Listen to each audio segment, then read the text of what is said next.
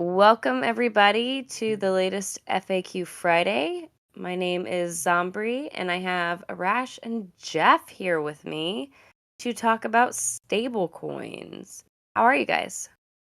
Doing well. Glad it's Friday. Perfect. My Friday is gonna finish in like 3 hours. Oh, perfect. Let's get started with the first question. What is a stablecoin? A stablecoin is a type of cryptocurrency that relies on a more stable asset as a basis for its value. So it can also be called fiat currency, which is connected to stable values like US dollar. But sometimes their values are tied to that of precious materials, precious like metals, assets, or other cryptocurrencies. And how many stablecoins do we have? Well, I think we have a lot of stablecoins, but not everyone uses all of them. So I can talk about the four famous ones, which the famous one is actually Tether or USDT, which is the world's first stablecoin, and it is the most transacted and liquid stablecoin in the crypto market, the market cap of which actually is about $83 billion. The next one can be DAI, which is a stablecoin powered by the Ethereum-based protocol MakerDAO, which can not only be pegged to US dollar, but also to different cryptocurrencies such as Ether, USDC, or other cryptocurrencies that can be used as collateral as well. So the market cap of DAI is about like $8 billion. So that's why I decided to talk about it the second part. It can also be like BUSD, which is developed by a partnership between Binance and Paxos, which is a regulated blockchain infrastructure platform, and therefore turned into Binance's native stablecoin. So the market cap of BUSD is actually about $17 billion. And last but not least, I can talk about USDC, which is our famous token everywhere. USDC was founded in conjunction with cryptocurrency exchange Coinbase Global and Bitcoin mining company Bitmain Technologies. It is important to point out that USDC is tied to the US dollar, which is widely used in the crypto world and has an approximate market cap of $49 billion. Very nice. So, what networks are stablecoins operational on? Stablecoins can be found on many networks like Ethereum, TRX, which is actually Tron, like BSC, which is Binance Smart Chain, BEP20, which is also, again, one of Binance mainnets, or many more. But the fact is that traders need to be careful on which network they have the token, and therefore they have to send it to any wallet using the same network. Like, for example, if you have USDT on Ethereum mainnet, and you want to send it to your Binance, you will have to make sure you're using Binance address on ERC20, which is Ethereum mainnet, and not BSC, which is Binance Smart Chain. Otherwise, you might lose your tokens. So that's a dangerous move. You have to be careful. Okay, and what benefits would somebody have using a stablecoin over the actual currency? So there's a few benefits to this. For one, I'd say ease of use. I think as most people are aware, fiat transactions are fairly cumbersome and sometimes take a very long time to complete. Stable coins are cryptocurrencies that will transfer over their respective network basically instantaneously and much, much cheaper. Another perk is they enable you to trade on a decentralized exchange with ease. You can't really use fiat on Uniswap, for example. And also, added benefit is that holding a stablecoin limits your risk down to the risk of USD itself, which could be more stable than your native fiat currency. Very nice. So, are stablecoins centralized or decentralized? Both. So there are centralized and decentralized stablecoins. Centralized stablecoins are backed with fiat collateral, which means for every dollar in the stablecoin, there is a dollar of real world assets backing it, whether it's USD directly, gold, silver, oil, etc. USDC and USDT are examples of a centralized stablecoin. Decentralized stablecoins can use crypto as collateral, or there are actually collateral-less stablecoins, which I'll get into in a second. But the ones that do use crypto as collateral are often over collateralized. So, for example, they'd back $1 of their stablecoin with $2 worth of crypto assets, just due to the volatility of crypto in general. Collateralless stablecoins, effectively, I'd say the easiest way to explain this is that they use smart contracts that essentially help them maintain their dollar value by either buying or burning tokens off the market or issuing new ones. Okay. And are stablecoins safe to hold? And how can we be sure if they are? It depends, and you can't ever be sure. I'd say that centralized stablecoins have the least amount of risk, as they still have smart contract risk in the sense that they are tokens, but they're less likely to lose their peg to the dollar as they should be regularly audited. And can stablecoins run out of liquidity? Yes, this is possible, and this happens when there aren't enough assets to back a centralized coin, for example, so they can't issue more. Sometimes, I can't recall this happening recently, but you will essentially be unable to buy the stable coins from each individual platform. Um, and then same thing for other collateralized stablecoins. So, how old are stablecoins? Have they been around for a long time, or have they just kind of emerged within the last few years? What can you tell us about them? Yeah, so they're pretty old in crypto terms. I It was Tether that has, I think, is the oldest one actually, is 2014, 2015.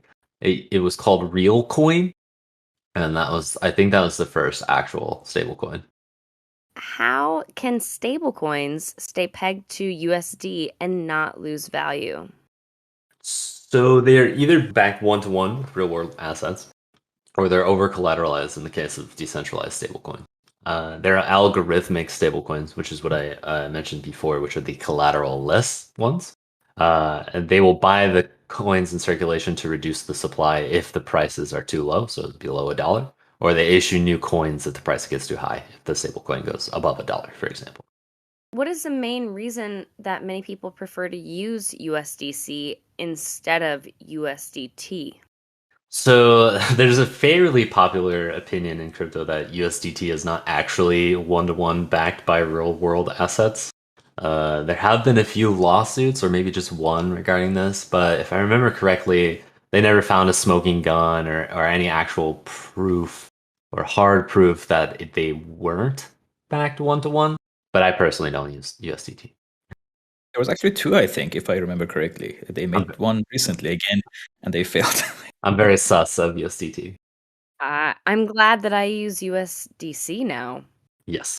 But that's the thing, you cannot sell USDC in Binance, for example, right? I mean, like you Mhm. can change USDT, exactly turn it to euros, but you cannot do that with USDC. So you have to turn it to USDT and then turn it back to fiat money if you want. See, us Americans got kicked off Binance a long time ago, or at least the real Binance. So, How can one platform have its own stablecoin? well, they can use any of the methods I've explained previously. They can, back their coin one-to-one with dollars or assets. They can over collateralize it with a bunch of crypto that the exchange owns, or they can create a whole new algorithmic stablecoin.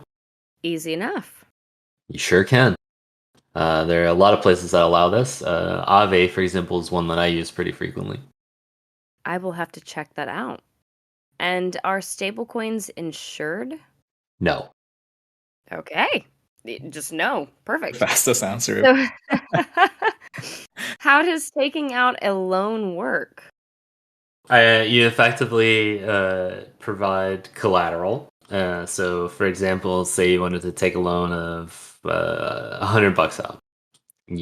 Or rather, say you provided $100 of collateral. Well, now you can take a loan out from that of a bit less than $100. So you can deposit $100 of ETH on Aave, and you can take out like $80 worth of USDC and go do whatever you want with it. And then at the same time, you have your ETH still, and then you have your USDC. Although you do pay interest on it, and you could get liquidated. So, what platforms are good in case someone wants to take out a loan? Oh, there are a lot. Aave, Compound, Alchemix, Celsius. I think you can even use Gemini and Coinbase now. Uh, there's a plethora of lending platforms out there now. I think Maker is one of the big ones too, right? Yeah. Very nice. So, what tokens are usually used as collateral in these situations? Either the lending or stablecoin project's native token, like with UST, ETH, Bitcoin usually, or I'd say like firmly established tokens like Engine, BAT, 0x, SNX, Maker, etc. And what is liquidation? Essentially, this is when your wow, eclipses your collateral or reaches a liquidation price set by the lending platform. For example, if you deposit $100 worth of ETH to borrow $50 worth of USDC, if the price of ETH crashed 50%, for example, you would be liquidated and the platform would take your collateral to pay back the loan. But in DeFi, it gets a bit more complicated than that, as there's partial liquidations. People can buy your debt when you're liquidated, and all sorts of fun stuff. So, can we take loans against stablecoins, or is there still risk of liquidation? Yes, you can take loans against stablecoins, and yes, there is still risk of liquidation, but very, very unlikely. The only situation when this would happen is if the stablecoin somehow lost its peg and changed price drastically. That would be horrifying, and That is terrifying. That is not a good feeling, right? If something like that happens.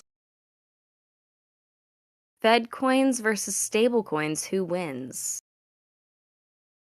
oh, that's a good question. The pessimist in me says Fedcoin wins. But I mean, I think a lot of people are afraid of the government getting involved with stablecoins, etc. But I think long term, it's an inevitability. We just got to rip the band-aid off. It's going to be ultimately bullish for the market. But isn't USDC somehow governmental as well?